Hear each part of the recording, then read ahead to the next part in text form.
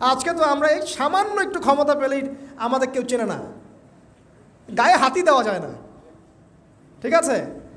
মানে তখন সে নিজেকে মনে করে যে সে এই পৃথিবীর সব কিছু, বাকি মানুষ আর মানুষ না। ক্ষণস্থায়ী সামান্য একটু ক্ষমতা দিয়ে দেখবেন আমাদের অবস্থা খারাপ। প্রত্যেকের ধর্মতাত্ত্বিক ক্ষেত্রেও যদি কাউকে আপনি একটু ক্ষমতাধর আলেম মনে করেন, দেখবেন অহংকারে বাঁচতেছে না। কারো একটু পপুলারিটি হয়ে গেছে, দেখবেন অহংকারে বাঁচতেছে না। আইওয়াশ শোডাউনের জামানত ওইটা, যে যত পারে মানুষকে দেখাতে পারলে বাঁচে আর কি। কাজ হবে 5%, 95% হচ্ছে আইওয়াশ।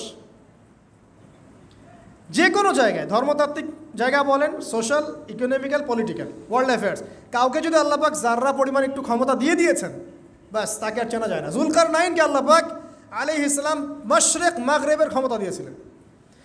এত দাপট ছিল তার, যেদিকে সেনাবাহিনী নিয়ে যেতেন সেদিকে বিজয় করতে পারতেন। পড়ে দেখেন। আর এই ব্যক্তি কিন্তু আলেকজান্ডার দ্য গ্রেট নয়। পশ্চিমারা এখানে আবার একটা ষড়যন্ত্র করেছে। তারা বলে এই ব্যক্তি ছিল আলেকজান্ডার দ্য গ্রেট। এটা ভুয়া কথা। তিনি একজন আল্লাহ পাকের বড় ওলি ছিলেন অথবা নবী ছিলেন। কি ছিলেন আল্লাহ পাক এটা কোরআনে বলেননি, স্পষ্ট করেন নাই। তা আমরা ধরে নিচ্ছি আল্লাহ পাকের তিনি একজন শুকরগুজার বান্দা ছিলেন। তাকে একটা কওম বলছে যারা পাহাড়ের মাঝখানে থাকতো, ইয়া জুলকারনাইন, হে জুলকারনাইন, ইন্না ইয়াজুজ ওয়া মাজুজ মুফসিদুনা ফিল আরদ, ইয়াজুজ আর মাজুজের সভ্যতা জমিনে ফাসাদ সৃষ্টি করছে। ফাহাল নাজআলু লাকা খারাজান আলা আন তাজআলা বাইনানা ওয়া বাইনাহুম সাদ্দা, আমরা কি তোমাকে একটু ট্যাক্স দিব, খাজনা দিব, যে খাজনার বদৌলতে তুমি একটা প্রাচীর নির্মাণ করে দিবে, যে প্রাচীর নির্মাণ করলে ওরা আর আমাদের কাছে আসতে পারবে না।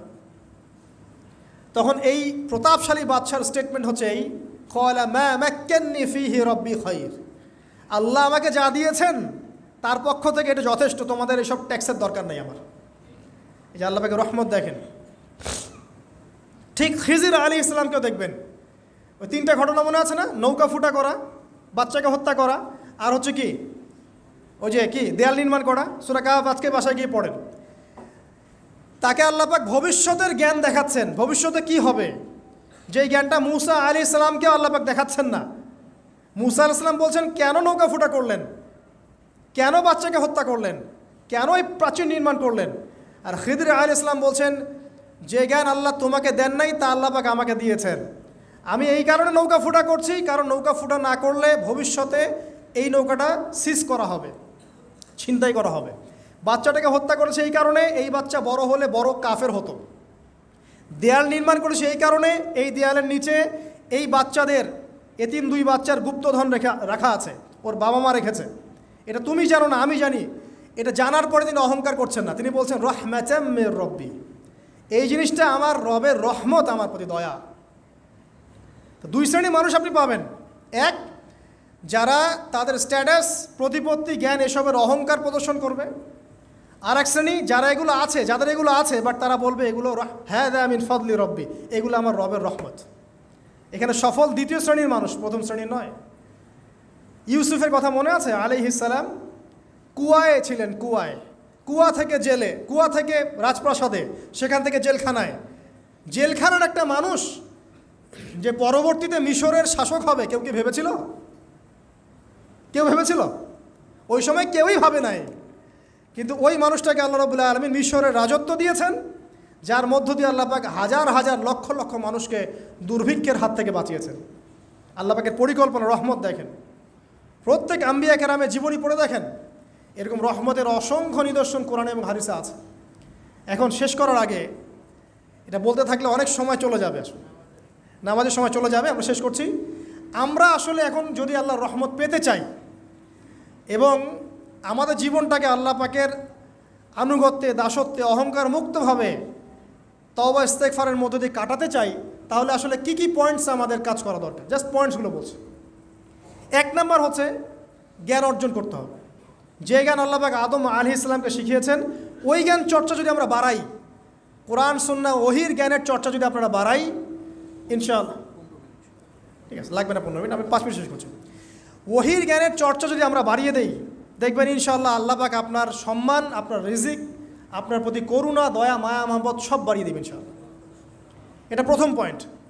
প্রিয় ভাইয়েরা, যারা আজকের লেকচার শুনছেন বা যারা পরবর্তীতে অনলাইনে শুনবেন, ওহির জ্ঞানের চর্চা আমি বলছি না আপনি ডাক্তার হবেন না, ইঞ্জিনিয়ার হবেন না, জেনারেল লাইনে পড়বেন না, এই কথা আমি বলতে যাবো না কখনো। কারণ আমি জানি, আর কেউ বলুক না বলুক, অ্যাটলিস্ট আমি জানি এই ওয়ার্ল্ডকে ডিল করতে হলে বর্তমান এইসব আধুনিক জ্ঞানের কোনো বিকল্প নাই। কিন্তু এই জ্ঞানটার সাথে কোরআন সুন্নাহর জ্ঞান থাকতেই হবে। যখন এই দুইটা জ্ঞান একত্রিত হবে, ইনশাল্লাহ এই জাতিকে ঠেকানোর কেউ থাকবে না ইনশাল্লাহ। এই সহজ সরল কথাটা আমরা বোঝাতে ব্যর্থ হচ্ছি, অথবা কিছু মানুষ ইন্টেনশনালি এটাকে ঘুরিয়ে ফিরে উল্টা ব্যাখ্যা করছে।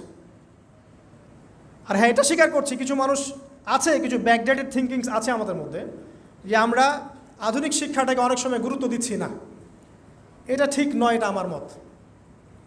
পরিবেশ বজায় রেখে, ইসলামী পরিবেশ বজায় রেখে আধুনিক শিক্ষায় শিক্ষিত হতে কোনো সমস্যা আছে? আর আধুনিক এই শিক্ষাগুলো অনইসলামিক শিক্ষা নয়। আপনি যে কোনো এডুকেশনের বেসে যান, ম্যাথামেটিক্সে যাবেন, অ্যালজেব্রায় যাবেন, আপনি কেমিস্ট্রিতে যাবেন, ফিজিক্সে যাবেন, বায়োকেমিস্ট্রি যাবেন, জ্যোতির্বিজ্ঞানে যাবেন, মেডিকেল সায়েন্স, প্রত্যেকটাতে দেখেন মুসলিমদেরকে খুঁজে পাবেন আপনি। প্রত্যেকটা গোড়াপত্তন গিয়ে আপনি দেখবেন মুসলিমদের হাতেই হয়েছে। আব্বাসীয় খেলাফত যখন ছিল তখন এই বাগদাদ ছিল জ্ঞানের রাজধানী। ওইরকম লাইব্রেরি কি বিশ্বে আর কখনো হয়েছে? এখন আমরা মনে করছি জ্ঞানের লাইব্রেরি মনে হয়, জ্ঞানের রাজধানী মনে হয় ব্রিটেন, হার্ভার্ড, কেমব্রিজ, অক্সফোর্ড। এরা কবে এসেছে ইতিহাসে? ইতিহাস কি 100 বছরের? হাজার হাজার বছর চলে গেছে। হিস্ট্রি পড়েন। তো এখানে আমার কথা হচ্ছে একদম clear and neat and clear যে আমাদেরকে উভয় দিকের জ্ঞানই অর্জন করতে হবে, বোধ কোরআন সুন্নাহ এবং আধুনিক জ্ঞান। এই দুটো জ্ঞান যখন আপনি একত্রিত করবেন, ইনশাআল্লাহ দেখবেন আল্লাহ চাইতো কোরআন এবং সুন্নাহকে হাতে নিয়ে এই বিশ্বের চ্যালেঞ্জগুলোকে ফেস করা যাবে ইনশাআল্লাহ। আল্লাহ পাক তৌফিক দান করুন, আমিন। প্রথম যেটা বিষয়, আল্লাহ পাকের রহমত পেতে হলে আল্লাহর ওহীভিত্তিক জ্ঞানের চর্চা বাড়াতে হবে। এই জ্ঞানের চর্চা বাড়ালে ব্যক্তি, পরিবার, সমাজ, রাষ্ট্র সবাইকে আল্লাহ পাক সম্মানিত করবে ইনশাআল্লাহ তাআলা। আল্লাহ পাক রহম করবেন, ক্ষমা করবেন, ইনশাআল্লাহ দুনিয়াতেও সফল করবেন, পরকালেও জান্নাত দেবে ইনশাআল্লাহ তাআলা। আর আমরা তো দেখলাম আল্লাহ পাকে জান্নাত দেওয়ার জন্য একটা ঘটনা যথেষ্ট। একটা কুকুরকে পানি পান করিয়েছে, একবার খালি বলেছে আল্লাহ তোমার ভয়েই কাজ করেছি, ব্যাস। আবার জাহান্নামে যাওয়ার জন্য একটা ঘটনা এনাফ, খালি বলেছে যে আল্লাহ তোকে মাফ করবে না, ব্যাস জাহান্নাম। আল্লাহ পাক জানেন এন্ড অফ দ্য ডে কে জান্নাতে যাবে আর কে জাহান্নামে যাবে। অহংকারের কোনো সুযোগই নাই। এক মিনিট একটা কথা বলতে চাই যে এখন অনেক মুসলিমদের মধ্যে একটা ট্রেন্ড চলে আসছে, একটু ইসলাম প্র্যাকটিস করলেই অন্যকে আন্ডার এস্টিমেট করা শুরু করে না? এখন তো অনলাইনের যুগ, আর এখন তো কাজ করতে কোনো শ্রম লাগে না, খালি ঘরে বসে শুয়ে 2টা লাইন লিখলেই কাজ শেষ। ঘরে বসে শুয়ে ফেসবুকে 2টা লাইন লিখলেই কাজ শেষ। আর কনস্ট্রাকটিভ কাজের তো কোনো খোঁজ খবরই নাই। এগুলো সহজ, এই কারণে দেখা যায় বর্তমান যুগে সমালোচনা, গীবত, আন্ডার এস্টিমেট করা, এগুলোর সংস্কৃতি বেড়ে গেছে। এগুলোর মধ্য দিয়ে আমরা দিন পালন করার পরেও ক্ষতির মধ্যে আছি। এমন হতে পারে যে ব্যক্তি বা যে দল বা যে রাজনৈতিক দল বা যে ধর্মীয় দল যার বিরুদ্ধে আমি নিজের কলমগুলো ঘোরাচ্ছি, হতে পারে তার মধ্যে এমন মানুষ আছে যে আমার আগে জান্নাতে চলে যাবে, হতেই পারে। আর আমি যে নিজেকে এত বড় করে ফখর করছি, কে জানে এন্ড অফ দ্য ডে আমি জান্নাতে যাবো কি যাব না? কোনো গ্যারান্টি আছে? কোনো গ্যারান্টি নাই। সো এখন আমরা যারা ইসলাম প্র্যাকটিস করছি আমাদের সতর্ক হওয়া উচিত, নিজের পরকালের ফিকিরটা করি। আল্লাহ পাক বোঝার তৌফিক দান করুন, আমিন। 2 নাম্বার যেটা বলবো, যে রাসূলুল্লাহ সাল্লাল্লাহু আলাইহি ওয়াসাল্লামের রেখে যাওয়া যে আদর্শ এবং সুন্নত, এর চর্চা যারা বাড়িয়ে দিবে আল্লাহ পাক রহম করবে ইনশাআল্লাহ। সূরা আলী ইমরানের 31 নম্বর আয়াত পড়ে দেখেন, আল্লাহ পাক নিজে বলছেন, কুল ইন কুনতুম তুহিব্বুনাল্লাহ ফাত্তাবিউনি। হে নবী বলে দিন, তোমরা যদি আল্লাহর রহমত আর ভালোবাসা পেতে চাও তাহলে আমাকে অনুসরণ করো। আমাকে, যে বা যারাই নবী সাল্লাল্লাহু আলাইহি ওয়াসাল্লামকে অনুসরণ করবে আল্লাহ তার প্রতি দয়া করবে ইনশাআল্লাহ। শুধু দয়াই না, ইয়াগফির লাকুম যুনুবাকুম, তোমাদের সমস্ত গুনাহ আমি মাফ করে দেব। আল্লাহু গফুর রহিম। সুন্নতের চর্চা বাড়িয়ে দেই। শুধু তাই নয়, কেউ যদি নবী সাল্লাল্লাহু আলাইহি ওয়াসাল্লামের উপরে বেশি বেশি দরুদ শরীফ পড়ে, আল্লাহুম্মা সাল্লি আলা মুহাম্মাদ ওয়া সাল্লিম পড়তেই থাকে, দরুদ ইব্রাহিম বা সংক্ষিপ্ত দরুদগুলো, আল্লাহ পাক একবার দরুদ পড়লে 10 বার রহম করবে ইনশাআল্লাহ। যেই নবীর আদর্শ মেনে চললে আল্লাহ পাক ভালোবাসবেন, সেই নবীর নাম উচ্চারিত হলে দরুদ পড়লেও আল্লাহ পাক রহম করবে ইনশাআল্লাহ। 4, সৃষ্টির সেবা করলে রহম পাওয়া যাবে। আল্লাহ পাক বলছেন তোমরা সৃষ্টির সেবা করো, মানবতার সেবা করো, জমিনবাসী যারা আছে ওদের প্রতি রহম করো, আল্লাহ তোমাদের প্রতি রহম করবে ইনশাআল্লাহ। 5, রহমত পেতে হলে আল্লাহর জিকির বাড়িয়ে দিতে হবে। আল্লাহর জিকির মানে সকাল সন্ধ্যা আল্লাহ পাকে যত জিকির আজগার আছে এগুলো ছাড়া যাবে না।